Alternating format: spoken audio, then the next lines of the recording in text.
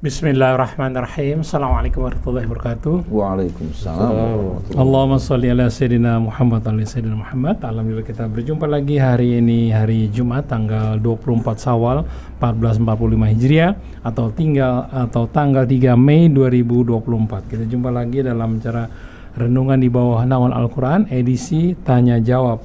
Alhamdulillah Ustaz Hussein dan Ustaz Hamzah sudah hadir di sini di studio. Assalamualaikum Ustaz Hussein, Ustaz Hamzah. Waalaikumsalam warahmatullahi wabarakatuh. Ada Ondi sama Algi juga di sini ya. Baik ya, kita mulai saja acara ini baca Al-Fatihah. A'udzu billahi minasy syaithanir rajim. Bismillahirrahmanirrahim. Alhamdulillahi rabbil alamin. Ar-Rahmanir Rahim. Maliki yaumiddin. Iyyaka na'budu wa iyyaka nasta'in. Ihdinas siratal mustaqim. Siratal ladzina an'amta 'alaihim ghairil maghdubi 'alaihim waladdallin.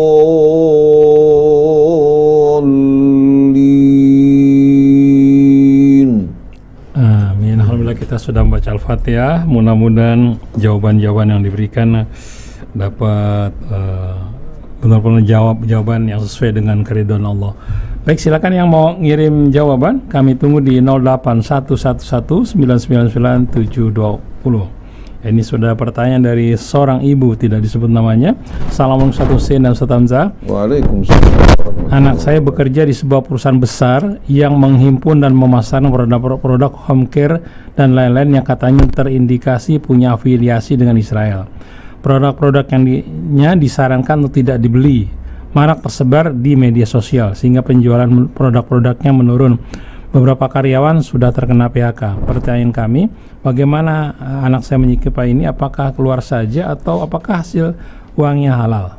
Demikian pertanyaan dari seorang ibu.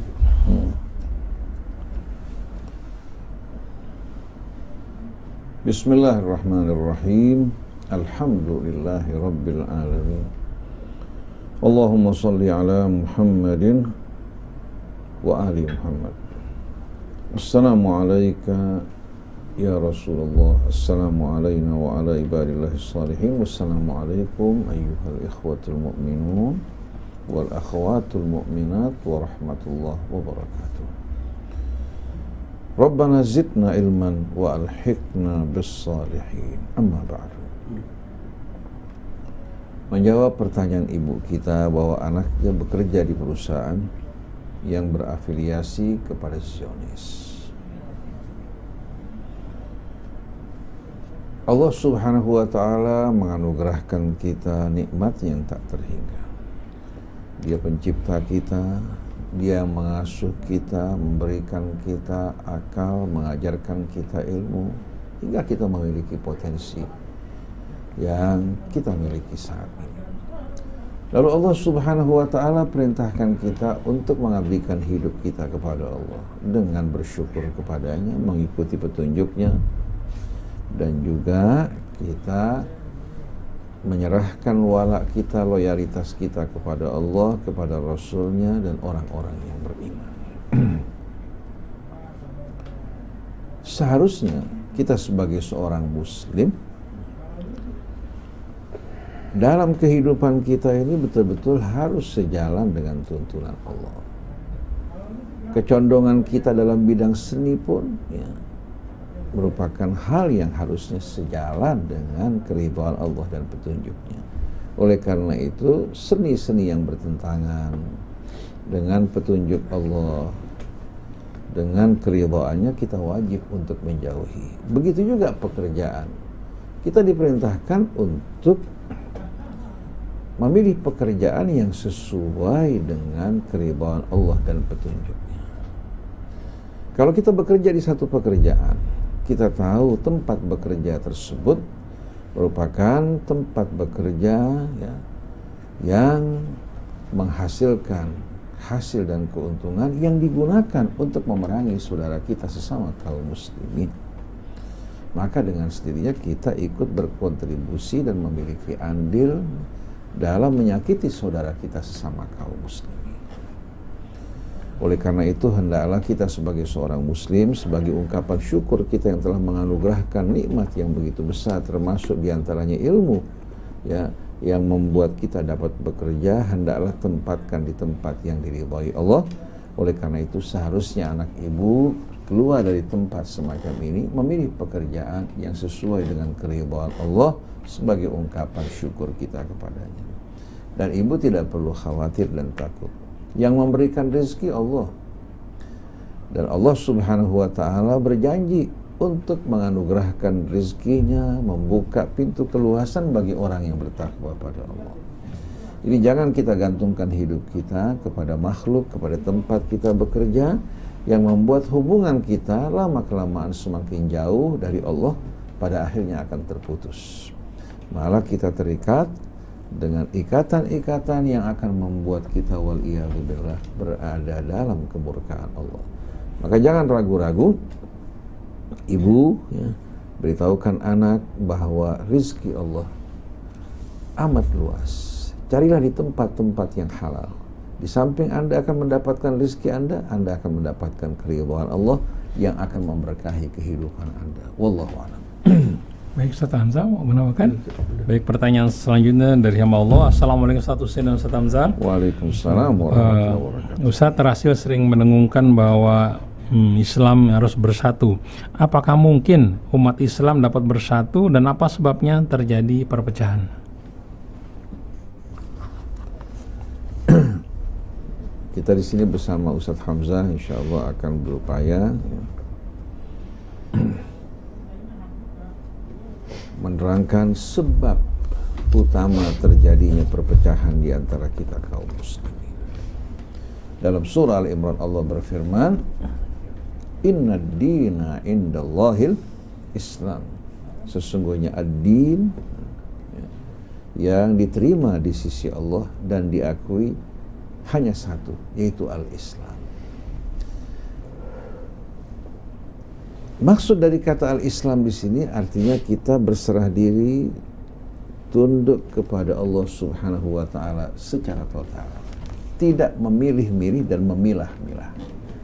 Kalau kita memilih untuk taat pada sebahagian, menolak pada sebahagian yang lain, beriman kepada sebahagian, kemudian ingkar kepada sebahagian yang lain, berarti kita belum masuk dalam apa? Dalam al-Islam yang Allah Subhanahu wa ta'ala terima dan akui. Oleh karena itu Allah Subhanahu wa ta'ala pernah berkata kepada Ibrahim sebagai ujian baginya, idh qala lahu rabbuhu aslim, ketika Tuhannya berkata padanya aslim, serahkan jiwa dan ragamu. Ibrahim menjawab, qala aslamtu li rabbil alamin, aku serahkan jiwa dan ragaku teruntuk Allah Tuhan semesta alam, karena seluruh hidupnya berasal dari Allah Subhanahu wa ta'ala. Jadi inna dina indallahil Islam, sesungguhnya ad-din di sisi Allah yang diterima, diakui dan diridhai hanyalah al-Islam. Kakek para nabi Nuh semuanya mengajak kepada al-Islam. Begitu pula para nabi yang datang setelah itu. Begitu pula Nabi Allah Musa, begitu pula Nabi Allah Isa, begitu juga Nabi Muhammad, nabi-nabi dan rasul yang diutus oleh Allah, semuanya mengajak kita, mengajak umat manusia untuk berserah diri kepada Allah, mengikuti petunjuk dan bimbingannya tanpa memilih-milih dan memilah-milah. Lalu kenapa umat Islam berpecah belah? Kenapa juga para ahli kitab sebelumnya berpecah belah? Allah sebutkan alasannya, wa makhtalafal ladzina utul kitab illa min ba'di ma ja'ahumul ilmu baghyan. Dan tidak terjadi perselisihan di antara para ahli kitab melainkan setelah datangnya ilmu penjelasan yang sejelas-jelasnya dari Allah. Kok kenapa mereka setelah berilmu berpecah belah? Baghyan bainahum. Persoalannya bukan karena tidak jelas, bukan karena tidak tahu, tapi hawa nafsu yang membelokkan mereka dari kebenaran. Apabila semua kaum muslimin betul-betul patuh, tunduk, berserah diri kepada Allah, niscaya mereka akan disatukan dalam Islam. Tapi sayang, mereka masuk dalam jebakan syaitan. Nabi dahulu mengajak manusia untuk berserah diri kepada Allah, mengajak beriman kepadanya, mengajak mereka untuk selalu betul-betul mengawasi diri mereka, dan dalam tindak tanduk mereka, mereka selalu mengawasi Allah. Maka lahirlah 3 prinsip dalam agama kita yang disepakati, yaitu iman, ihsan, iman, Islam, dan ihsan. Nabi mengajak manusia untuk beriman, dan rukun-rukun iman begitu jelas. Dan rukun-rukun iman ini menyatukan di antara kita. Tapi ternyata generasi yang datang jauh setelah Nabi, semenjak umat Islam berpecah belah, mereka gantikan iman dengan akidah. Kalau iman kan satu, rukun-rukunnya disebutkan oleh Allah Subhanahu wa ta'ala, tidak ada perbedaan. Al-Quran juga berulang kali menjelaskan apa itu iman. Nah, mereka yang berpecah belah, yang bercerai-berai, ingin memonopoli kebenaran, memisahkan diri dari yang lain, maka iman diganti dengan akidah. Lahirlah akidah Syiah, akidah Ahlus Sunnah. Di kalangan Syiah juga terjadi perbedaan. Di kalangan Ahlus Sunnah juga, atau yang mengklaim sebagai Ahlus Sunnah, terdapat akidah yang bermacam-macam. Akhirnya syaitan berhasil memecah belah mereka, membuat mereka merasa bangga dengan apa yang ada pada mereka. Akhirnya mereka terjerumus dalam mempersekutukan Allah, sebagaimana yang Allah peringatkan dalam surat Rum. Wala takunu minal musyrikin, jangan sekali-kali kalian tergolong dari orang-orang musyrik. Minal ladzina farraqu dinahum wa kanu syi'a, itu mereka yang memecah belah agama mereka. Akhirnya lahirlah kelompok-kelompok sesuai dengan pilihan-pilihan apa mereka, pada apa? Pada apa yang cocok dengan mereka. Jadi agama yang tadinya satu kesatuan, mereka pecah-pecah, mereka ambil sebahagian, yang lain mengambil sebahagian. Kullu hizbin bima ladaihim farihun, tiap golongan, tiap hizib merasa bangga dengan apa yang ada pada mereka. Jadi bukan lagi Islam dengan arti berserah diri kepada Allah, tapi mereka menyesuaikan Islam dengan hawa nafsu mereka. Iman bukan lagi iman sesuai dengan petunjuk Allah sebagaimana dalam kitabnya, demikian pula sunnah nabinya. Imannya diganti dengan akidah.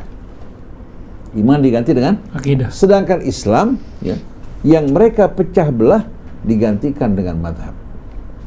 Muncullah madhab yang bermacam-macam, ya, yang membuat umat akhirnya lama-kelamaan saling berjauhan. Padahal kalau mereka sadar bahwa Tuhan mereka sama, Nabi mereka sama, kitab mereka sama, begitu pula agama yang Allah berikan untuk mereka, yang Allah ridhoi dalam Islam, mereka seharusnya bersatu dalam Islam, walaupun terdapat perbedaan pendapat di antara para mujtahid seperti Syafi'inya, Malikinya, Hambalinya, Hanafinya. Perbedaan pendapat ini karena berkaitan dengan hal yang tidak ditegaskan Allah. Tapi Islam berhubungan dengan apa-apa yang diterangkan oleh Allah secara tegas, jelas, dan aksiomatis. Dengan syariatnya, dengan juga rukun-rukun yang begitu jelas. Kenapa kita tidak bersatu dalam Islam dengan rukun-rukun yang begitu jelas? Kenapa kita mau dipecah belah dengan kefanatikan terhadap madhab? Sampai orang lebih akrab dengan madhab, lebih loyal kepada madhab daripada kepada apa? Kepada Islam. Jadi yang menyebabkan terjadinya perpecahan antara umat Islam dimulai dari masa mereka gantikan iman yang menyatukan dengan akidah yang mencerai-beraikan dan memecah belah. Mereka gantikan Islam yang menyatukan dengan mazhab yang membuat akhirnya setiap kelompok berfanatik kepada mazhab. Padahal Imam Syafi'i mengajak kepada Allah, Imam Ahmad bin Hanbal mengajak kepada Allah, begitu juga Imam Malik mengajak kepada Allah, Abu Hanifah mengajak kepada Allah, Imam Ja'far, semuanya mengajak kepada Allah. Mereka tidak pernah mengajak orang kepada diri mereka. Bahkan Nabi mengajak kepada Allah. Jadi semuanya mengajak kepada Allah, mengajak berserah diri kepada Allah. tapi orang-orang yang menjadi pengikut di bawah seperti yang Allah bilang, khalafa min ba'dihim khalfun. Mulai apa? Mulai orang-orang yang datang bukan mengikuti para pendahulu, tapi mulai menyalahi apa? Jalan para pendahulu mereka. Kata khalfun adalah orang-orang yang menyalahi para pendahulu mereka yang mengikuti petunjuk Allah Subhanahu wa taala. Aba'us shalah, mereka menyia-nyiakan salat, wattaba'us syahawat, dan mereka mengikuti hawa nafsu. Fasawfa yalqawna ghayya, mereka telah akan mendapatkan balasan akibat dari penyimpangan mereka. Nah, sedangkan ihsan yang mengajak kita untuk selalu mengawasi Allah, ya, merasakan ya, Allah bersama kita. Lebih dalam lagi, kita merasakan melihat Allah Subhanahu wa ta'ala, ya. Melihat Allah Subhanahu wa ta'ala dalam seluruh sepak terjang dan gerak-gerik. Melihat bukan mata atau bola mata kita, tapi hati kita yang selalu betul-betul melihat Allah dalam semua perilaku kita, hingga kita waspada dan berhati-hati untuk tidak melakukan perbuatan yang mengingkari Allah Subhanahu wa ta'ala. Nah, apabila kita kaum muslimin kembali kepada sunnah Rasulullah, ya, yang menjadi manhaj hidup yang paling sempurna, yang merupakan terjemahan dari kitab suci Al-Quran dalam kehidupannya, kita kembali kepada iman, kita sosialisasikan. Kembali juga kepada Islam, kita sosialisasikan. Kemudian kita kembali ke dalam ihsan, pengawasan diri kita terhadap Allah Subhanahu wa ta'ala dalam gerak-gerik kita. Kita bisa bayangkan bagaimana hasil yang kita akan rasakan. Tapi sayang, ihsan sekarang digantikan dengan riya dan selfie. Digantikan dengan riya dan selfie. Bukan lagi ya, seorang dalam beragama mengawasi Allah, mengharapkan ridha Allah, tapi yang ada wal'iyadzubillah dalam beragama ini lebih banyak riya dan selfie-nya. Sholatnya juga riya, puasanya riya, pergi haji ke tanah suci juga riya, berumrahnya juga riya. Bukan lagi sebagai apa? Sebagai kesadaran seorang manusia untuk kembali kepada Allah, memperbaiki diri mereka, akhirnya mereka semakin jauh dari Allah Subhanahu wa ta'ala. Jadi kesimpulannya, Mas Krisna, akibat manusia mulai mengikuti hawa nafsu, petunjuk Allah ditinggalkan, iman digantikan dengan akidah yang mencerai-beraikan mereka, Islam digantikan dengan madhab-madhab yang bermacam-macam, sedangkan ihsan digantikan dengan riya dan selfie. Maka agama kehilangan keindahan, kehilangan ruhnya. Yang ada hanya bangunan luarnya yang nampak indah, sedangkan isinya kosong melompong. Wallahu a'lam. Baik, Ustaz Hamzah, silakan mau menambahkan.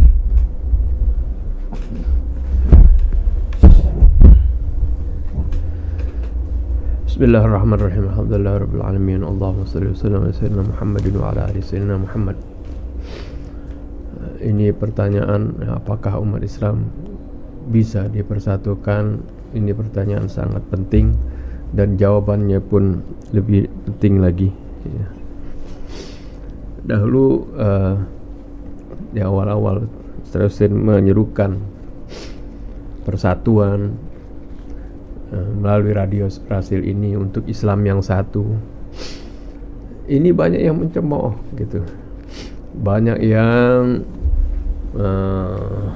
mengecam, hati-hati, yang menyerukan kepada persatuan itu adalah Syiah katanya.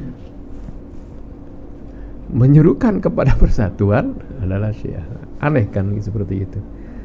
Padahal persatuan dalam Islam ini, dalam keimanan, adalah merupakan itu tuntutan Allah Subhanahu wa ta'ala, perintah Allah Subhanahu wa ta'ala. Wa'tasimu bihablillah. Dan ini yang dilakukan oleh Rasulullah sallallahu alaihi wasallam. Dulu antara Aus dan Khazraj kan kita tahu, berperang puluhan tahun di Madinah berperang. Gak bisa disatukan oleh berbagai hal. Ketika Rasulullah SAW datang, disatukan mereka dalam keimanan, bersatu. Wa'tasimu bihablillahi jami'an wa la tafarraqu. Allah ingatkan dalam surah Al-Imran. Allah katakan wala takunu, ya. Allah katakan dalam surah Ali Imran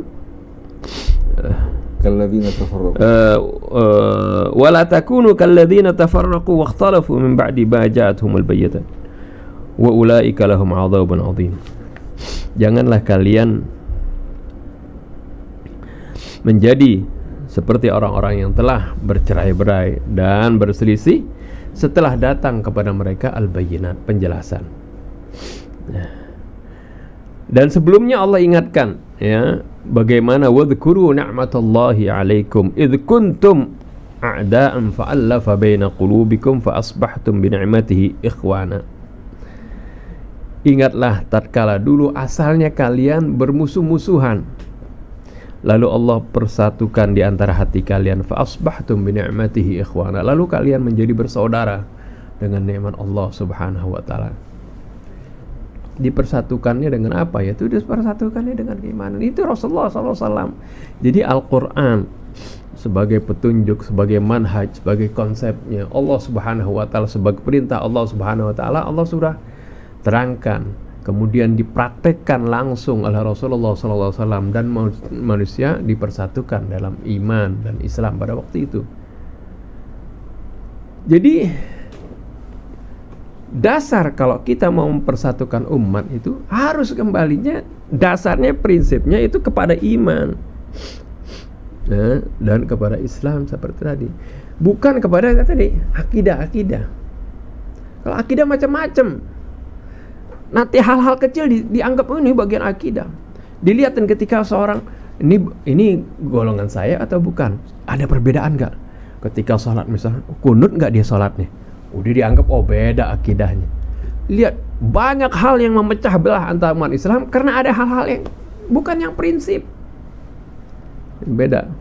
Sampai kemarin Ustaz Hussein terangkan, ya, Ustaz Hussein dengar sendiri di Masjidil Haram, ketahuilah bahwasanya al-mashu 'alal khuffain min al-aqidah, menyapu, mengusap khuf, sepatu itu kalau kita wudu, kalau dalam keadaan dingin pakai sepatu khuf itu ketika basuh kakinya cukup diusap gitu.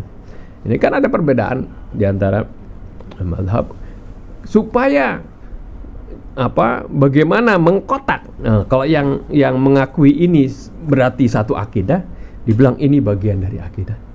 Jadi semuanya, jadi banyak hal yang akan memecah belah umat Islam gara-gara dengan istilah akidah ini. Nah, kalau mau bilang bid'ah dhalalah, ini istilah ini yang bid'ah dhalalah. Enggak semua bid'ah sesuatu yang baru itu, ya, yang sesuatu yang baru itu adalah sesat. Sayyidina Umar mempersatukan salat qiyamul lail, tarawih, enggak ada di zaman Rasul, enggak seperti itu. Tapi itu ya kita bisa terima karena itu enggak ada sesuatu yang memecah belah umat. Tapi kalau kata akidah ini memecah belah, dia beda sedikit, beda. Jadi kalau ada orang bilang, wah nggak mungkin mempersatukan umat itu bagaikan minyak dengan air. Iya, kalau disatukan pakai akidah nggak bakal bisa. Dengan madhab saja, dalam satu madhab bisa pecah, ya, apalagi antar madhab, ya nggak bisa. Konsepnya sudah ada dari Allah Subhanahu wa taala dalam Al-Qur'an, yaitu dengan keimanan. Jangan ganti dengan sesuatu yang bid'ah yang memecah belah. Kita enggak anti terhadap sesuatu yang baru kalau itu hanya hal-hal dalam sebagai istilah. Misal, ini pelajaran apa? Ada pelajaran akidah. Itu enggak masalah. Itu hal yang biasa aja. Tapi kata akidah ini digunakan sebagai pisau untuk merobek-robek umat Islam. Ini yang berbahaya. Ini yang bid'ah dhalalah. Bukan karena istilahnya itu, bukan, tapi itu dijadikan senjata. Banyak istilah baru dalam ilmu pengetahuan dan berbagai hal yang nggak ada di dalam pada masa Nabi.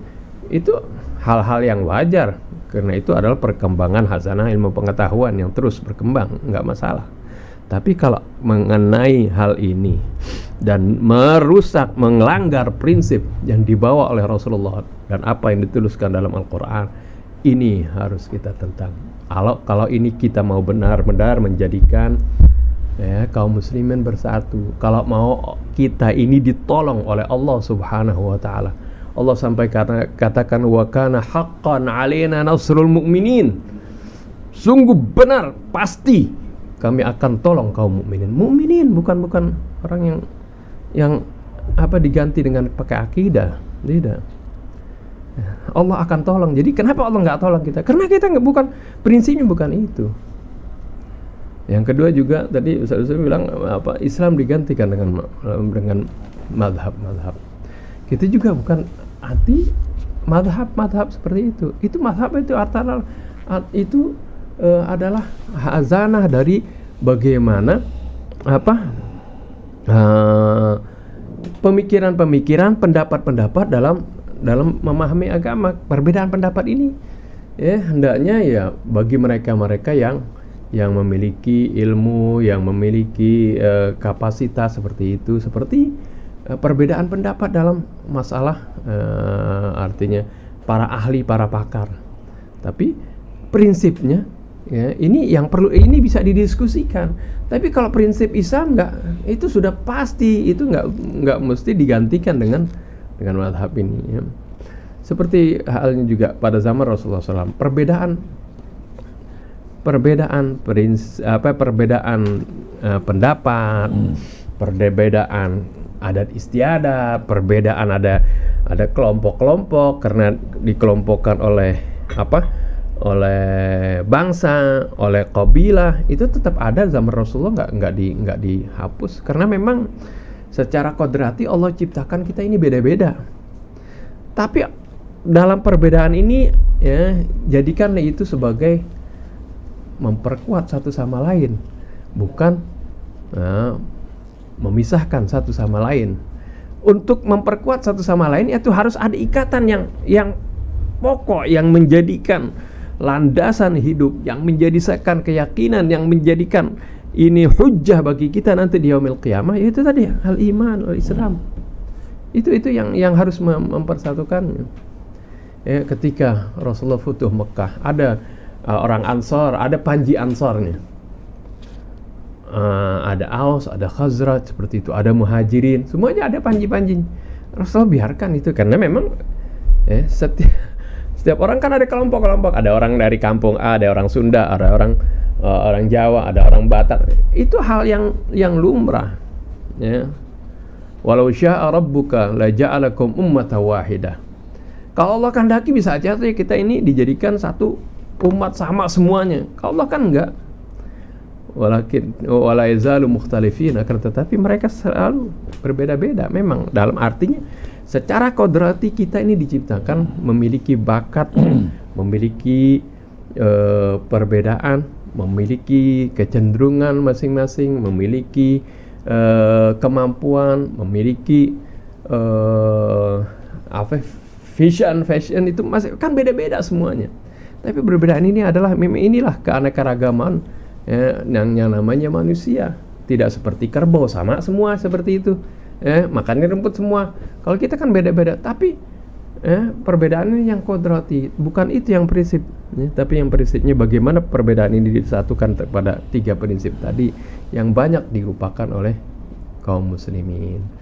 Ini dari ada di mana nih? Ada dari Al-Qur'an. Kalau mau pegangnya Al-Qur'an ada. Jadi kalau tadi dikatakan yang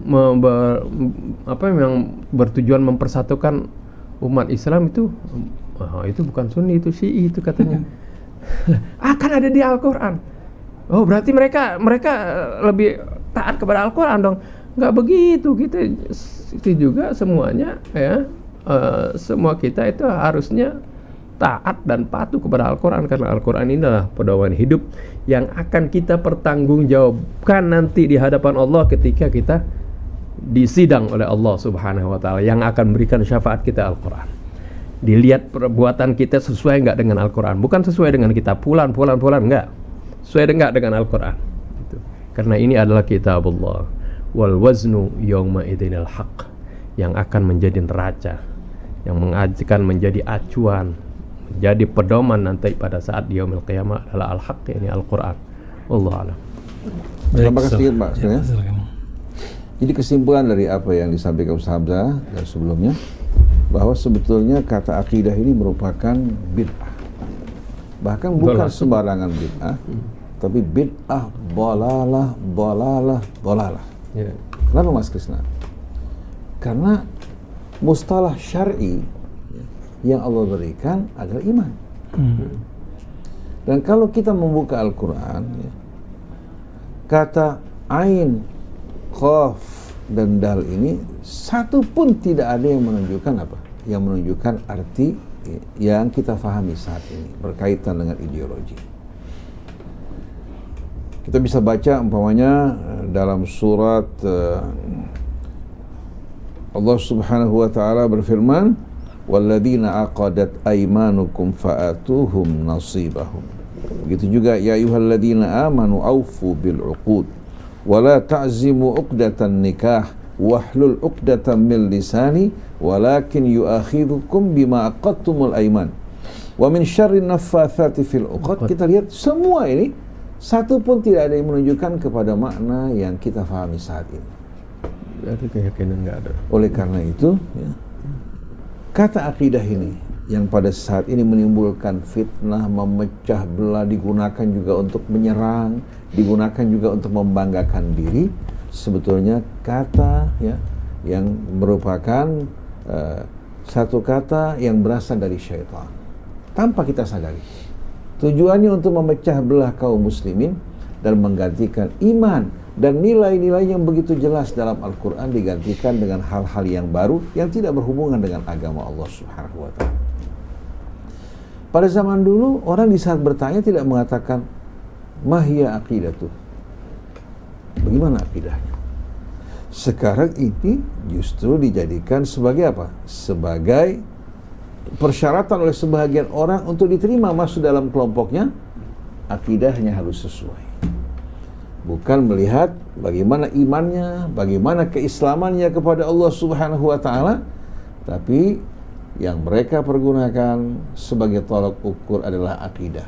Apa yang selaras dengan akidah kelompoknya masuk dalam golongan mereka, yang tidak selaras mereka akan kecam dan pojokkan, bahkan sesatkan dan kafirkan. Yang unik, mereka-mereka yang sering menggembar-gemborkan kata akidah, mereka mengoreksi kalangan sufiah kenapa banyak menggunakan kata-kata bid'ah seperti kata-kata ahlul haqiqah, ahlul tariqah, atau al-qutub, al-badal ya. Ini kan merupakan istilah-istilah yang dikenal di ahlul tariqah. Mereka kecam habis-habisan. Karena ini merupakan istilah yang tidak ada pada masa Nabi. Begitu juga mereka mengecam mereka-mereka yang berkecimpung dalam bidang katakan mantik, dalam bidang logika, termasuk mazhab Asy'ari yang mengatakan, yang sering menggunakan kata jauhar, kata juzu, kata hakikat dan lain sebagainya. Herannya, mereka lupa bahwasannya mereka selama ini telah menyebarkan bid'ah-bid'ah yang menimbulkan fitnah di antara umat, melampahkan darah, menimbulkan permusuhan, kebencian melalui kata akidah. Padahal tidak pernah pada masa Nabi, tidak pernah dalam Al-Quran disebutkan kata akidah seperti yang kita fahami pada saat ini. Maka jelas-jelasan bahwa ini merupakan bid'ah yang masuk dalam firman Allah, Inna asdaqal hadithi kitabullah wa khairul hadi hadi Muhammadin wa syarrul sabda Nabi, Inna asdaqal hadithi kitabullah kemudian wa khairul hadi hadi Muhammadin wa syarrul umuri muhdatsatuha wa kullu muhdatsatin bid'ah wa kullu bid'atin dhalalah. Inna asdaqal hadis, sebaik-baiknya firman ucapan adalah firman Allah, dan sebaik-baiknya bimbingan petunjuk adalah petunjuk Nabi kita Muhammad sallallahu alaihi wasallam. Allah dan Nabi semua mengajak kepada al-iman, mengajak untuk bersatu dalam Islam, mengajak kita untuk selalu mengawasi Allah Subhanahu wa taala. Tetap muncul muhdatsat, hal-hal yang baru yang diada-adakan untuk menimbulkan fitnah, itu kata akidah menggantikan iman. Dan seburuk-buruknya perkara yang diada-adakan untuk menggantikan apa-apa yang datang dari Allah dan datang dari Rasulnya. Oleh karena itu kata akidah baik pada zaman Rasul, pada zaman tabi'in dan tabi'it tabi'in tidak pernah disebutkan sebelumnya. Tapi semenjak umat Islam berpecah belah, maka muncullah kata akidah untuk menjadi semboyan bagi setiap kelompok dan golongan. Maka setiap yang diada-adakan yang bertentangan, berlawanan dengan apa yang datang dari Allah, datang dari Rasulnya, maka dia merupakan bid'ah dhalalah. Mereka sering menyerang bid'ah, padahal mereka ahlul bid'ah yang lebih mengerikan. Kata hakikat dan tarekat, kalau kita lihat pemahamannya, tidak seperti bahaya kata akidah. Begitu juga kata jauhar yang biasa digunakan oleh para falasifah. Tapi waliyadzubillah, kata akidah ini menggantikan apa-apa yang datang dari sisi Allah Subhanahu wa taala, begitu pula dari Rasulnya. Maka kita ingin kaum muslimin kembali kepada iman. Berikan pendidikan pada anak kita dari mulai dini mengenai iman. Jelaskan keimanan sebagaimana yang diterangkan dalam Al-Quran, bukan berdasarkan madhab akidah yang ada pada saat ini. Lalu ajak umat untuk berkumpul dalam iman. Begitu juga tanamkan di hati mereka Islam, prinsip-prinsip Islam syariat yang datang dari Allah, dari Rasulnya. Yang berbeda, berikan pendidikan kepada mereka. Ini yang kita amalkan berdasarkan pilihan kami dari sunnah Rasul. Tapi ini bukan merupakan hal yang pasti, bukan pasti dari Allah maupun Rasulnya. Ada perbedaan. Oleh karena itu kamu jangan ingkar di saat menyaksikan orang sholat seperti ini, ya.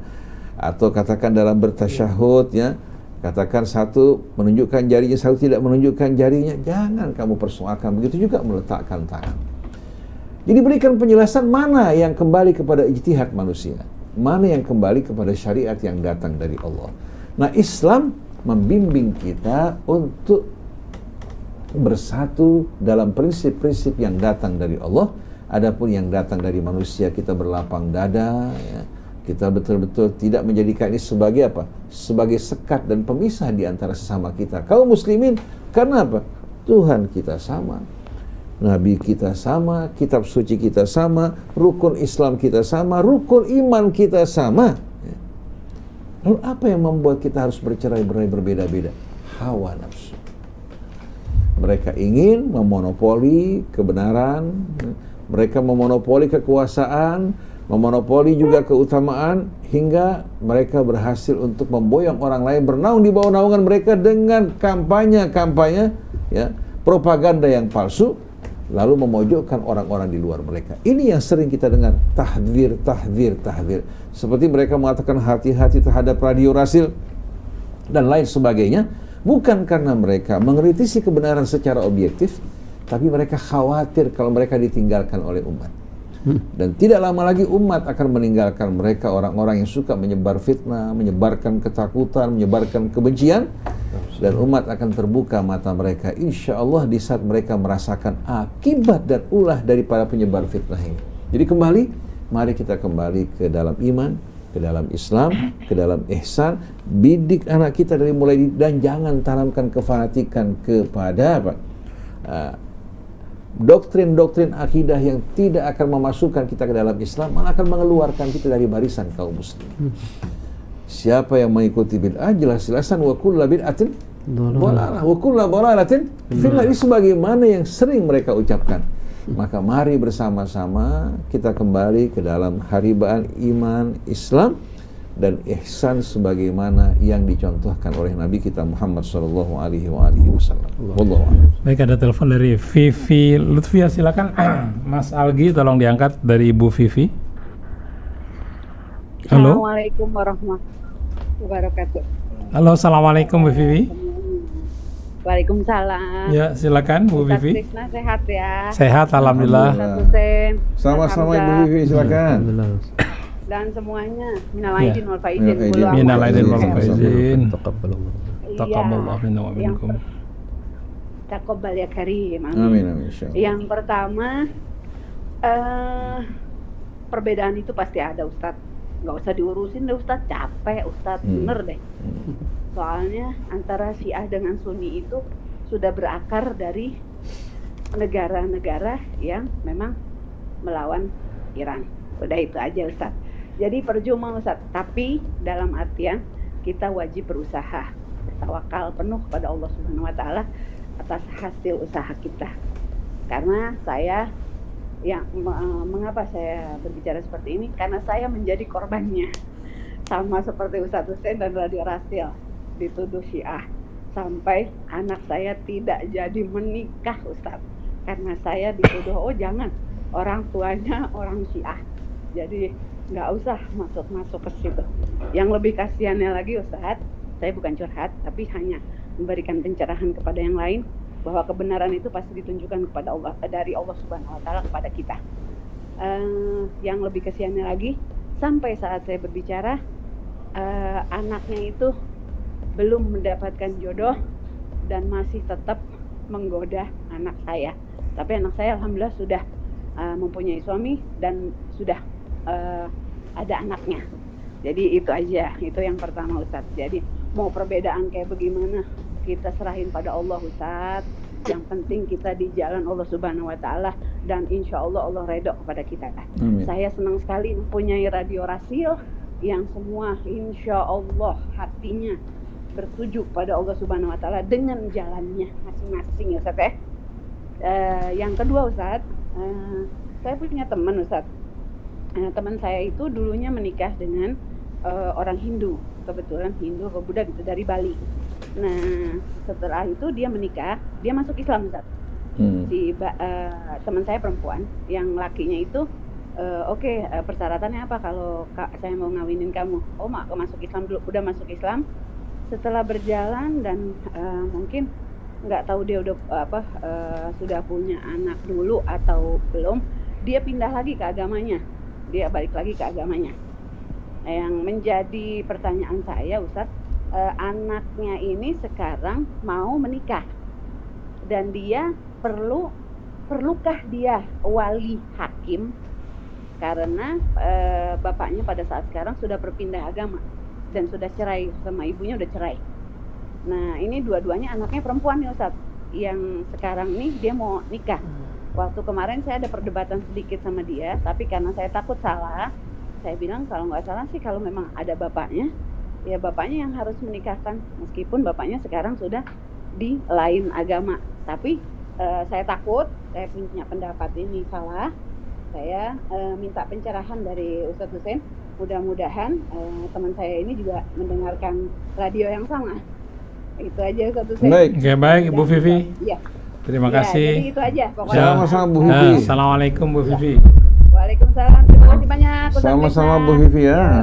Assalamualaikum warahmatullahi wabarakatuh. Rabbana zidna ilman wa alhiqna bis-shalihin. Jadi Bu Vivi,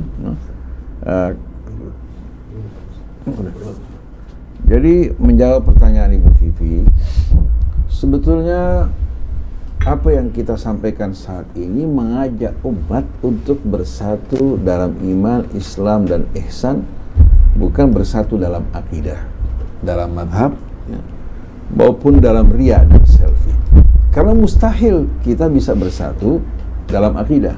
Pertama, akidah tidak punya sama sekali dasar dalam kitab suci kita, sunnah Nabi kita ya. Begitu juga madhab hanya merupakan interpretasi manusia, tidak mungkin sama sekali kita bersatu dalam satu madhab, mustahil. Jadi kalau acuannya madhab, tidak mungkin umat bisa bersatu. Acuannya akidah, tidak mungkin umat akan bersatu. Kalau acuannya selfie dan riya, tidak mungkin. Tapi dalam iman, Islam dan ihsan, Allah akan satukan mereka semua dengan betul-betul bersama-sama menghadapkan wajah mereka, mengharapkan ridha Allah. Jadi Ibu Vivi tidak perlu bersedih, berduka kalau mendengarkan fitnah-fitnah yang dilontarkan oleh mereka yang jiwanya dikuasai oleh kefanatikan yang membusukkan hati mereka. Karena yang menghisap kita bukan mereka, juga surga bukan ada pada mulut mereka. Surga di tangan Allah, yang menghisap kita adalah Allah. Dan alhamdulillah Ibu Vivi diselamatkan dari calon menantu yang keluarganya seperti ini. Ini keluarganya orang-orang yang betul-betul tidak memahami agama dengan benar. Jadi pilih calon menantu yang soleh, yang beriman, yang bertakwa, insya Allah mudah-mudahan akan mengantarkan anak kita menuju kebahagiaan. Adapun mereka-mereka yang jiwa mereka dikuasai kesyirikan, Allah sudah memperingatkan kita. Wala tunkihul musyrikina hatta yu'minu. Jangan kawinkan anak-anak perempuan kalian dengan pria musyrik. Orang yang suka berpecah belah, bergolong-golongan dan mengajak ke sana musyrik hingga mereka beriman kepada Allah. Bersatu dalam agama Allah, beragama dengan tulus. Wala abdun mu'minun khairum min musyriki walau a'jabakum. Seorang budak yang beriman, yang tulus kepada Allah, lebih utama untuk menjadi mantu kita ya, daripada seorang pria musyrik yang merdeka. Kenapa? Ulaika yad'una ilan nar. Ini pria-pria musyrik ini mengajak ke api neraka. Wallahu yad'u ilal jannati wal maghfirati bi'idnih. Sedangkan Allah mengajak menuju surga dan ampunan dengan seizin Allah. Wallahu azizun hakim. Sungguh Allah maha perkasa lagi maha bijaksana.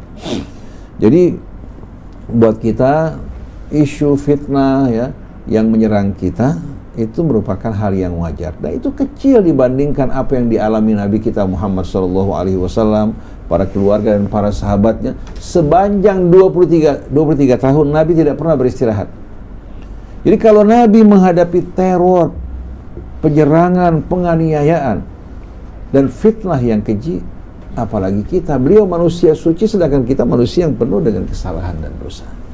Nah, jawaban yang kedua berkaitan dengan wanita yang tadinya menikah dengan seorang Hindu, masuk ke dalam Islam, kemudian dia keluar lagi, maka dengan sendirinya pria tersebut tidak memiliki hak untuk menjadi wali wanita muslimah.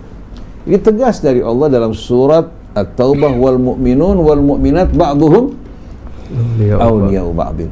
Orang-orang yang beriman, sebahagian mereka pria ataupun wanita adalah wali-wali sebahagian yang lain.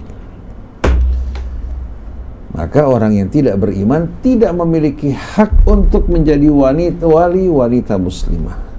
Jadi pria tersebut boleh saja hadir dalam perkawinan, tapi yang menjadi wali adalah siapa? Adalah orang yang beriman. Oleh karena itu anak perempuan ini bisa dia menyerahkan kepada keluarga yang dipercaya. Dia menyerahkan, minta kepada katakan seorang paman atau seorang ustadz yang dipercaya, ya, yang agamanya baik, untuk menikahkan dia dengan siapa? Dengan pria, ya, yang menjadi calon pasangannya. Boleh juga dia menyerahkan pada wali hakim, tapi harus diingat penghulu ini, ya, hubungannya dengan anak kita kan tidak dalam. Dia cuma bertemu sekali. Oleh karena itu lebih baik yang peduli kepadanya, yang peduli, yang sayang, yang khawatir terhadap agama dan kehormatan, itu yang menjadi wali. Walaupun secara formal mungkin, ya, formal untuk mendapatkan surat nikah, wali hakim yang menikahkan, tapi sebetulnya yang terbaik orang yang paling dekat dengan dirinya, yang paling akrab dengan dirinya, yang peduli terhadap agamanya, itu yang menjadi wali. Itu yang menjadi wali. Karena ayahnya non muslim, sedangkan katakan umpamanya yang ada umpamanya dia punya saudara ibu yang muslim, yang bertakwa, yang peduli terhadapnya, dia bisa menikahkan. Bisa menikahkan. Mungkin orang mengatakan, kenapa bukan keluarga ayahnya? Keluarga ayah nggak beriman sama sekali. Tidak beriman. Oleh karena itu wali itu ditugaskan oleh Allah untuk merawat, memperhatikan, mengasuh.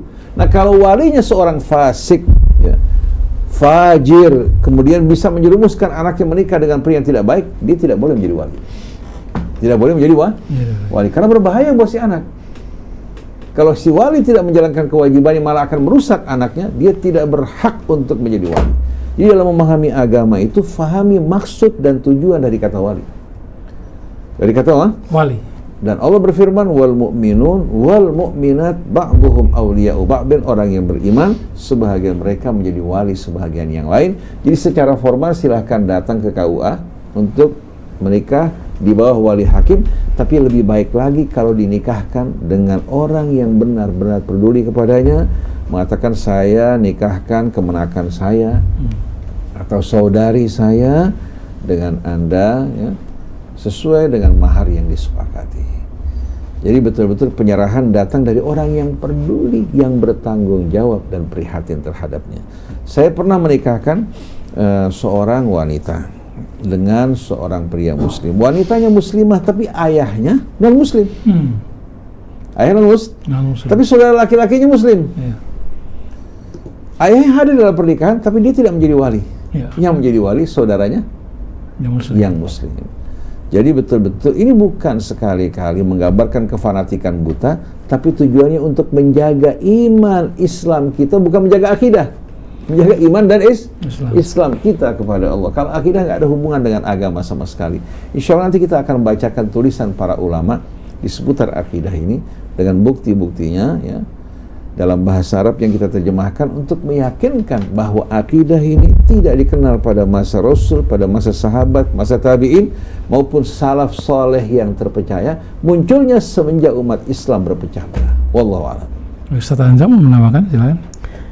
Ya, tapi tadi saya ingin menambahkan, nggak usah pedulikan orang-orang yang menjurukan seperti itu yang mencemooh. Ya, kita memang ya kita ini menyerukan, mendakwa persatuan dan juga menyeru kepada mengambil patokan yang sama, yaitu prinsipnya adalah yang menjadi pedoman yaitu Al-Quran dan sunnahnya Nabi kita Muhammad SAW. Karena itu sebagai pedomannya, dan kita ingin juga di Rasil ini kita ingin berkontribusi. Mungkin amal kita sedikit, dosa kita banyak, tapi kita ingin ya ibarat gerbong, biarlinlah kita berada di gerbong paling buncit gitu. Tapi kan sampingnya sama gerbongnya Rasulullah kalau kita ikutin jalannya Rasulullah seperti itu. Tapi kalau kita menyimpang lain gerbong dengan apa yang didakwahi oleh Rasulullah, diusahakan oleh Rasulullah untuk mempersatukan umat, nanti takutnya Rasulullah sampai ke surga, kita sampainya ke tempat yang lain seperti itu. Na'udzubillah min dzalik. Nah, itu jadi sedikit apapun upaya kita, ya hendaklah ya apa yang datang dari Allah dan Rasulnya ini kita akan sampaikan. Prinsip-prinsip ini sangat penting. Kenapa kita ulangi terus seperti ini? Karena ini hal yang penting ya, karena banyak kaum muslimin sekarang ini berpecah belah seperti itu karena tidak mengambil acuan dan tolak ukur yang sama. Kalau sama-sama mengambil acuan dan tolak ukur yang sama yaitu Al-Quran, insya Allah ketemu seperti itu. Wallahu a'lam. Baik, pertanyaan selanjutnya dari Bu Iis. Assalamualaikum Ustaz Husain dan Ustaz Hamzah. Waalaikumsalam. Saya ada rasa senang ketika Iran menyerang Israel karena Zionis begitu kejam perlakuannya pada saudara kita di Gaza. Tapi di pengajian kami katanya Iran itu cuma pura-pura, itu rekayasa. Bagaimana saya harus melihat ini, Ustaz?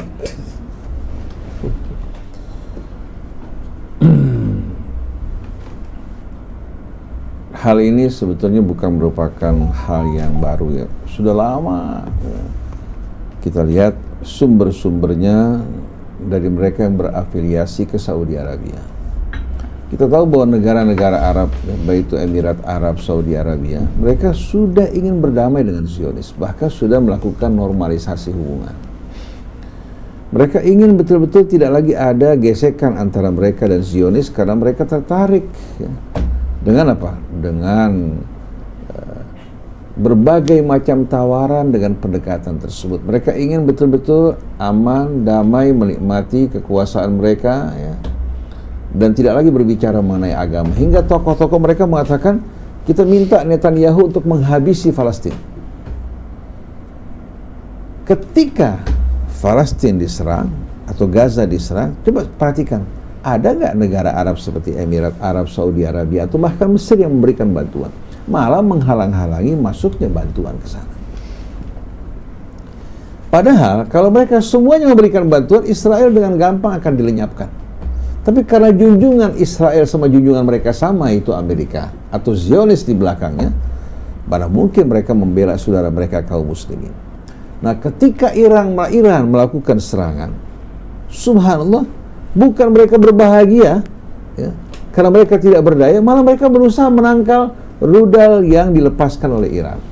Ketika Yaman, negara miskin terkebelakang, melepaskan rudalnya untuk menyerang Israel, Saudi Arabia berusaha untuk menangkal, melakukan intercept terhadap serangan mereka.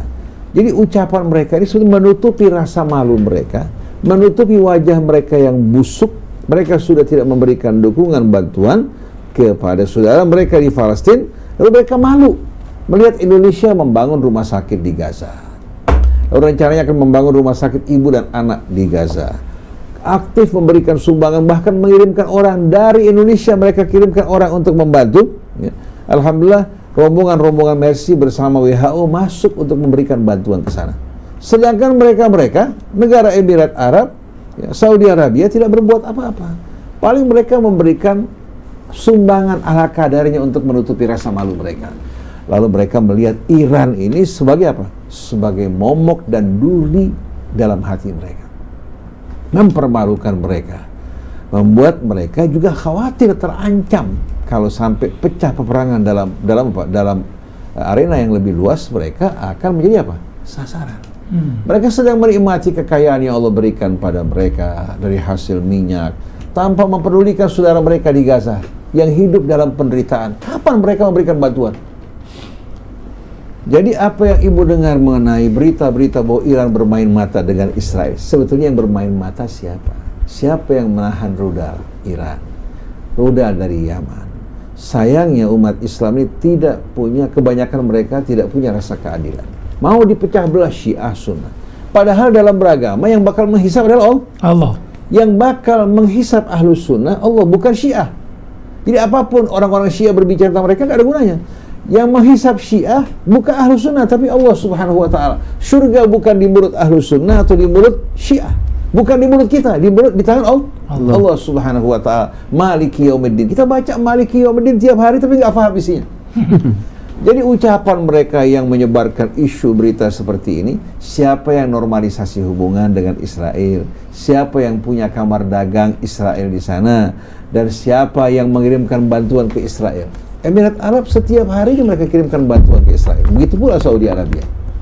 Jadi sejarah negara-negara Arab ini berdirinya karena apa? Karena dukungan dari Zionis. Oleh karena itu mereka loyal mengabdi kepada Zionis. Bahkan mereka mengatakan tanah Palestina itu sebetulnya tanah Israel. Karena legitimasi terdapat dalam suratul Maidah. Merupakan tanah yang dijanjikan. Ini semua merupakan omong kosong. Lebih kita hormati para mahasiswa di Amerika, di Harvard dan lain-lain sebagainya yang berdemo walaupun tidak seagama. Oleh karena itu para ulama mengatakan bila Yahudi Zionis itu kejam, Amerika juga kejam, tidak mengherankan. Yang lebih kejam, yang lebih biadab bangsa Arab dan umat Islam yang tidak peduli terhadap saudara mereka, bahkan bertepuk tangan, bahkan mengecam orang-orang dan negara yang menyerang Israel. Ini kan jelas-jelasan Saudi Arabia dan para pendukungnya, begitu juga antek-antek di Indonesia ini ya, mereka semuanya mengecam Iran habis-habisan dengan alasan bermain mata tidak serius. Karena apa? Karena mereka benci Iran yang menyerang junjungan mereka Zionis, yang membuat mereka tidak dapat tidur dengan nyaman, dengan tenang. Nah, buat kita di sini, kita tahu betul-betul ya, bahwasannya kewajiban kita sebagai umat Islam mendukung saudara kita dimanapun mereka berada, apapun sukunya, apapun bangsanya. Tapi karena kefanatikan bangsa Arab ini, sama dengan kesombongan orang-orang Yahudi, mereka menganggap bangsa di luar Arab itu kecil. Mereka memandang bangsa Persianya, bahkan kita pun di mata mereka rendah. Islam memuliakan kita sebagaimana memuliakan Bilal, memuliakan Salman Al-Farisi, ditempatkan di sisi Rasul. Abu Jahal, Abu Lahab, tempat mereka adalah laknat dan kutukan. Jadi jangan diukur Islam dengan Saudi, dengan Emirat Arab. Islam dilihat dari kitab Allah, dari sunnah nabinya, dari petunjuknya. Jangan kita termakan oleh propaganda antek-antek Zionis, baik di Saudi Arabia, Emirat Arab maupun yang terdapat di Indonesia ini. Wallahu a'lam. Saya tanya apa namanya? Iya, ini sering kita menyuarakan keadilan, dan ini di Al-Quran itu keadilan itu ditegakkan, ditekankan. Innallaha ya'muru bil adli wal ihsan. Keadilan, tapi arti keadilan itu bukan hanya keadilan dalam misalnya hukum si fulan, oh ini adil, diputuskan secara adil, tapi keadilan juga dalam kita berpendapat. Apa itu? Ketika kita melihat kebenaran, kita katakan itu benar, siapapun dari siapapun dan dilakukan oleh pihak manapun, harusnya kita katakan kebenaran. Jangan ketika dilakukan karena oleh kelompok yang dia nggak senang, dibilang walaupun itu kebenaran, dikatakan itu bukan kebenaran. Ini namanya kefanatikan yang Rasulullah bilang, ya laisa minna man mata ala asabiyah. Bukan dari umatku, bukan dari golonganku orang yang mati karena kefanatikan seperti ini. Ya, kefanatikan bukan kita nggak boleh kita cinta. Imam Ja'far atau Imam siapa yang mengatakan? Muhammad Bagir, bukanlah bukannya lah disebut kefanatikan itu kalau orang cinta negerinya, cinta sukunya. Orang Sunda kalau ketemu kita dengan sesama orang Sunda misal di luar negeri, kita akrab seperti itu. Ketemu orang Indonesia, itu bukan ta'assub, itu nggak apa-apa, itu wajar. Tapi kefanatikan yang Rasulullah ingatkan, bukan dari golonganku orang yang mati secara asabiyah, ya itu ketika dia melihat kebenaran di pihak orang lain, di pihak musuhnya dibilang itu kebaikan, sedangkan dilihat keburukan yang ada di kelompoknya dianggap itu kebaikan. Ini namanya fanatik. Imam Syafi'i juga mengingatkan, ya, dalam satu syairnya, ainur ridha an kulli aibin kalilah kama anna ainas sukhti tubdil masawiyah. Pandangan ridha, kesenangan, kalau orang udah cinta sama satu golongan misalnya, wah itu kalau ada aibnya ketutup itu semua. Kalau udah cinta sama sesuatu, gandrung sama sesuatu, fanatik sama sesuatu, kejelekan apapun ketutup, ya, tumpul, kita bisa nggak menilai, walaupun itu kejahatan, ya, walaupun misalnya berdamai dengan Israel kejahatan, walaupun menghancurkan, membinasakan anak-anak Palestina itu kejahatan, tapi tumpul pandangannya, nggak dibiarkan, ya. Tapi wa ainus sukhti tubdil masawi, tapi pandangan kebencian, kalau benci sama satu golongan, segala kejelekan dicari-cari, ya. Bahkan kadang-kadang difitnah seperti itu. Nah ini Imam Syafi'i sampai mengatakan seperti itu, ya. Dan ini tentunya ya tadi, ya, kita harus berlaku fair, berlaku adil, ya, dalam pandangan seperti itu. Jangan malah karena ini bukan dari golongan saya, maka dia dianggap ini pura-pura, ini main-main. Tapi kalau dari golongan kita, ini adalah kebaikan, seperti itu. Ini nanti diadili oleh Allah Subhanahu wa taala segala kebusukan dan ketidakadilan kita. Ya, sebenarnya nurani kita pun, ya, bisa menilai itu semua. Ya, Allah bilang apa? Balil insanu ala nafsihi basirah walau alqa ma'adhirah. Ya, setiap manusia itu tahu, ya, kejelekan dirinya, semuanya dia tahu, walaupun dia beralasan macam-macam. Wallahu subhanahu wa ta'ala alam. Baik, selanjutnya Salam satu sen satu Hamzah. Dari siapa nih, Ibu Ratna? Satu sen satu Hamzah. Apakah Allah menciptakan, selain menciptakan kebaikan, juga menciptakan keburukan? Itu aja pertanyaannya. Bismillahirrahmanirrahim. Allah Subhanahu wa ta'ala yang maha terpuji, dan Allah mengajarkan dan mengingatkan kita bahwa Allah maha terpuji baik pada kehendaknya, pada ciptaannya, pada hukum dan aturannya. Oleh karena itu Allah sering mengingatkan kita, Alhamdulillahilladzi khalaqas samawati wal arda wa ja'ala adh-dhulumati wan nur tsumma alladziina kafaru bi rabbihim ya'dilun. Maha suci Allah yang menciptakan langit, bumi. Lalu Allah Subhanahu wa ta'ala mengadakan kegelapan dan juga cahaya.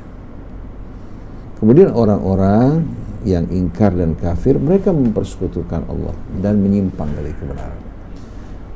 Alhamdulillah di sini untuk menjelaskan bahwa Allah Subhanahu wa ta'ala maha terpuji pada apa? Pada kehendaknya, pada ciptaan langit, buminya.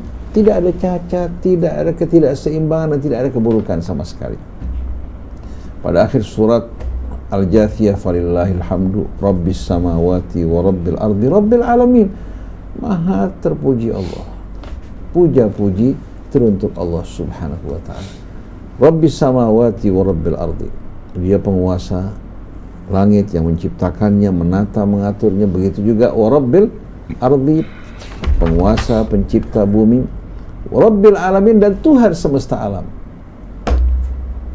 Wa huwal azizul hakim, dan dia maha perkasa lagi, maha bijaksana. Kalau kita membaca ayat-ayat yang berisikan pujian-pujian, ya, yang Allah ajarkan kepada kita, termasuk Al-Fatihah, Alhamdulillah, segala puji bagi Allah Rabbil alamin, Tuhan semesta alam, menunjukkan Allah Subhanahu wa ta'ala benar-benar maha terpuji baik pada kehendaknya, ciptaannya, aturan dan hukum-hukumnya. Dan Allah jelaskan juga bahwa manusia juga diciptakan dalam keadaan yang sebaik-baiknya. Laqad khalaqnal insana fi ahsani taqwim. Lalu orang bertanya, kenapa ada orang yang cacat, Ustaz? Cacat itu bukan datang dari Allah. Kalau manusia menjaga mengikuti prosedur, proses yang diajarkan Allah atau yang ditetapkan Allah, tidak mungkin lahir bayi dalam keadaan cacat. Tapi di saat seorang ibu hamil, dia mengkonsumsi obat-obatan yang berbahaya buat kandungan, atau si bapak melakukan hubungan liar, membawa penyakit pada istrinya, melahirkan anak cacat, atau katakan ayahnya berbuat kezaliman atau ibunya berbuat kezaliman, bisa melahirkan efek pada anak yang dikandung. Ada seorang wanita lagi hamil, karena merasa jengkel pada kucing, diambil, dimasukkan dalam karung, dibuang ke kali hingga mati. Subhanallah, begitu anaknya lahir dalam keadaan tidak sempurna. Karena kezaliman. Oleh karena itu kita harus faham, ya, ma asabaka min hasanatin fa minallah. Kebaikan semua yang datang pada kamu itu pasti semua dari Allah. Wa ma asabaka min sayyi'atin fa min nafsik. Keburukan yang menimpa kamu, kalau kamu periksa, itu dari kamu sebab. Contohnya terjadi kerusakan di atmosfer kita, menyebarnya polusi, betul nggak? Hujan asam, kemudian pemanasan global, kemudian terjadi pencemaran di daratan, di lautan, termasuk di pertanian. Itu salah Allah apa salah manusia? Terjadi banjir dan longsor, siapa yang menebangi hutan? Siapa yang membuang sampah ke sungai? Kok kenapa perbuatan manusia justru kita kambing hitamkan takdir Allah? Maka Nabi Ibrahim dalam talbiyahnya, labbaik Allahumma labbaik, al khairu minka wa syarru laisa ilaik. Labbaik Allahumma labbaik, kami datang memenuhi panggilanmu, kebaikan semua dari engkau, keburukan tidak kembali pada kamu. Kalau ada orang bertanya, Ustaz, bukankah Allah yang menciptakan iblis, syaitan? Jawabannya tidak. Allah nggak pernah ciptakan iblis, Allah nggak pernah ciptakan syaitan. Karena syaitan dan iblis itu kata sifat, sifat. Tadinya dia merupakan bangsa jin, ingkar dan sombong, diusir oleh Allah, lalu diusir oleh Allah Ta'ala dalam surga, maka diberikan nama iblis yang terusir dari rahmat Allah. Kata syaitan juga bisa berlaku untuk manusia, bisa berlaku untuk jin. Yang Allah ciptakan itu jin, manusia, malaikat. Tapi Allah nggak pernah ciptakan iblis. Allah ciptakan jin yang menyimpang, yang ingkar durhaka, iblis dan syaitan. Begitu juga manusia yang ingkar durhaka juga syaitan dan iblis. Kadzalika ja'alna likulli nabiyyin aduwan syayatinal insi wal jinni yuhi ba'dhum ila ba'dhin zukhrufal qawli ghurura. Jadi iblis, syaitan itu kata sifat, bukan kata benda. Lahirnya sifat-sifat ini karena pelanggaran, pembangkangan, penyimpangan. Lahirnya penyakit sifilis, ciptaan Allah bukan? Bukan. Akibat dari penyimpangan manusia, lahir sifilis, hepatitis, kanker, penyakit yang bermacam-macam adalah akibat dari ulah perbuatan manusia. Covid juga hasil dari apa? Ulah manusia. Jadi Mas Krisna, semua yang datang dari Allah baik, sedangkan keburukan lahir dari kita manusia akibat dari pelanggaran-pelanggaran perbuatan kita. Orang kena musibah, yang tadinya aman, damai, kena musibah. Ternyata apa? Akibat ulah dia. Dia berusaha dengan riba, yang tadinya aman, damai, karena ingin menjadi kaya, akhirnya apa? Akhirnya jatuh usahanya. Dari Allah atau dari perbuatannya? Dari perbuatan. Kita harus menyadari kesalahan kita agar kita bisa perbaiki. Jangan semua keburukan kembali pada Allah, kebaikan kembali pada kita. Giliran baik aja, siapa dulu bapaknya, siapa dulu ibunya, betul nggak? Tapi giliran buruk, takdir Allah. Ini kejahatan yang paling keji dari manusia, memfitnah Allah Subhanahu wa Ta'ala. Jadi semua yang datang dari Allah baik, sedangkan keburukan datang dari manusia yang melakukan penyimpangan dan pelanggaran. Wallahu a'lam.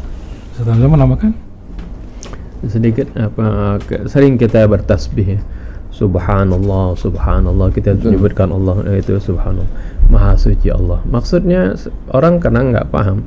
Maksudnya subhanallah ini kita mensucikan Allah, arti mensucikan dari segala hal-hal yang buruk bagi Allah. Nggak mungkin Allah zalim, nggak mungkin Allah menciptakan keburukan buat kita, yang nggak mungkin Allah menyusahkan kita seperti itu. Kalau kita susah dari perbuatannya. Ketika kita bilang subhanallah, itu sebenarnya kita mensucikan Allah dari segala perbuatan yang buruk, dari hal-hal yang buruk, dari sifat-sifat yang buruk, dari hal-hal yang tidak layak bagi Allah itu. Ketika kita bilang subhanallah.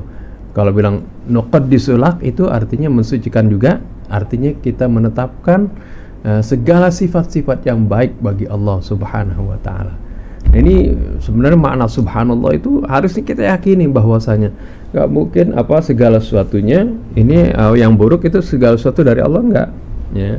Itu tadi tegas sekali dalam surah An-Nisa yang Ustaz bacakan, ma asabaka min hasanatin fa min Allah wa ma asabaka min sayyi'atin fa min nafsik ya. Apa yang menimpa kamu dari kebaikan itu dari Allah, dan apa yang menimpa kamu dari keburukan itu dari diri kamu sendiri, dari ulah perbuatan kamu. Allah alam. Baik, ini mungkin pertanyaan terakhir Kang Andi ya. Oke ya, salam satu sen dan Ustaz Hamzah. Dari Bapak Bedawi, saya dengan segala kekurangannya setiap hari membaca Al-Quran, selalu membaca Quran. Tapi setelah saya lihat di YouTube ilmu tajwid, ternyata bacaan saya jauh daripada bagus, jauh daripada yang seharusnya. Bagaimana, apakah ibadah baca Quran saya diterima karena tidak bagus bacaannya? Bismillahirrahmanirrahim. Kepada Bapak yang bertanya, perlu kita ingatkan bahwa Tuhan kita ini Tuhan yang maha pengasih, maha penyayang, dan memaklumi kekurangan manusia. Kalau Bapak sudah belajar, berusaha, bacaan Bapak tidak sempurna, Allah Subhanahu wa ta'ala berikan ganjaran yang mulia buat Bapak. Kalau Bapak belajar lebih sungguh-sungguh lagi hingga menyempurnakan bacaan Bapak mendapatkan kedudukan yang lebih tinggi lagi. Orang baca Al-Quran dengan niat tulus, semampu-mampunya dia baca, tidak akan sia-sia bacaannya. Yang sia-sia mereka yang jauh dari Quran. Jadi Bapak, kalau memang bacaan Bapak tidak sempurna, Bapak sudah berusaha, Bapak jangan berkecil hati. Tapi Bapak jangan menjadi imam. Biar yang menjadi imam orang yang baca yang lebih baik. Dan Bapak tidak rendah di mata Allah. Bapak orang yang mendapatkan kemuliaan. Apalagi Bapak mungkin bukan orang Arab ya. Bapak membaca Al-Quran dengan sungguh-sungguh sudah belajar, insya Allah Bapak mendapatkan kemuliaan yang mulia di sisi Allah. Tapi usahakan untuk belajar lebih baik lagi, biar meningkat lagi ya, derajat Bapak lebih tinggi lagi di sisi Allah Subhanahu wa ta'ala. Wallahu a'lam. Ustaz Hamzah, silakan mau menambahkan. Ya, kita dulu suka baca hadis ya. Barang siapa yang baca Al-Quran dia masih bacanya gitu nggak bagus, man qara al-Quran wa huwa yuta'ti'u fi falahu ajran, kata Rasulullah. Barang siapa yang baca Quran dia masih bacanya nggak lancar seperti itu, dia mendapatkan 2 pahala karena dia ada kesungguhan, keinginan ingin baca Al-Quran, dan pahala membaca Al-Quran itu tentunya. Ya, wallah alam. Masih ada pertanyaan atau saja? Cukup kita Jumat. Mohon maaf kepada yang sudah kirim, kami tidak bacakan semuanya karena keterbatasan waktu. Insyaallah setiap Jumat kita akan isi dengan tanya jawab. Pak Sas, terima kasih Pak Sas ya, mohon maaf ya karena waktunya kita tidak bisa bacakan. Insyaallah di Jumat depan. Baik, terima kasih atas Ustaz Hamzah atas jawaban yang diberikan. Mudah-mudahan jawaban tadi sesuai dengan apa yang dimauin Allah. Baik, saya Muhammad Krisna, Andi Saputra, juga Algi, mohon pamit. Wabillahi taufiq wal hidayah. Assalamualaikum warahmatullahi wabarakatuh.